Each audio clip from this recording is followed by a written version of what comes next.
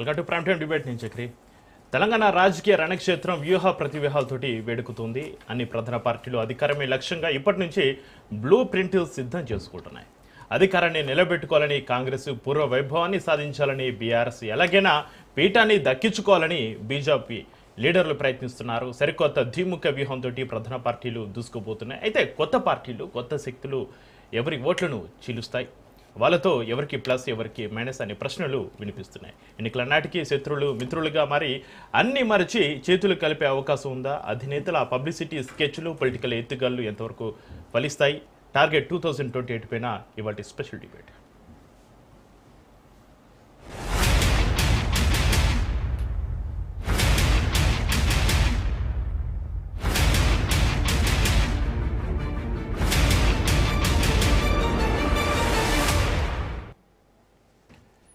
Telangana political screen పైన నయా scene కనిపిస్తుంది. ఎలక్షన్లకు టైం ఉన్న పార్టీలన్నీ అప్పుడే క్షేత్రస్థాయిలో హీట్ పెంచుతున్నాయి.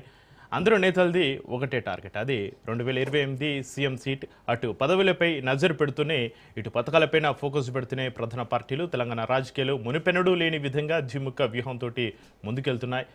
ఇప్పటికే బీఆర్ఎస్, బీజేపీ రేవంత్ ప్రభుత్వంపైన ఎదురుదాడి చేస్తున్నాయి. దీంతో ప్రతిపక్షాలకు ఏమాత్రం ఛాన్స్ ఇవ్వకూడదని హస్తం అలర్ట్ అవుతుంది.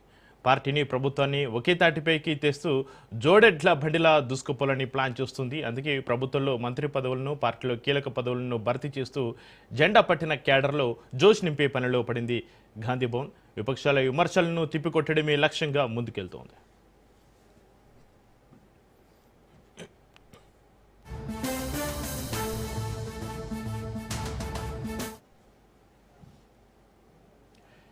ఇక కాంగ్రెస్ ఇచ్చిన 6 గ్యారంటీలపైన గులాబీ దళం దండోరం మోగిస్తుంది. రేవంత్ వైఫల్యాలను, ప్రజా వ్యతిరేకతను తమకు అనుకూలంగా మార్చుకుని మళ్ళీ కార్ స్పీడ్ పెంచాలని బీఆర్ఎస్ చూస్తుంది. అలాగే పశ్చిమ బెంగాల్ విజయంతో కమలనాథులు జోష్ మీదున్నారు. రాష్ట్రంలో జెండా పాతాలని చూస్తుంది బీజేపీ. మోడీ పాలన, డబుల్ ఇంజిన్ మంత్రంతో పాటుగా ఓటరు జాబితా ప్రక్షాళన తమకు కలిసి వస్తుందని గట్టి నమ్మకంతోటి ఉంది కాషాయ దళం.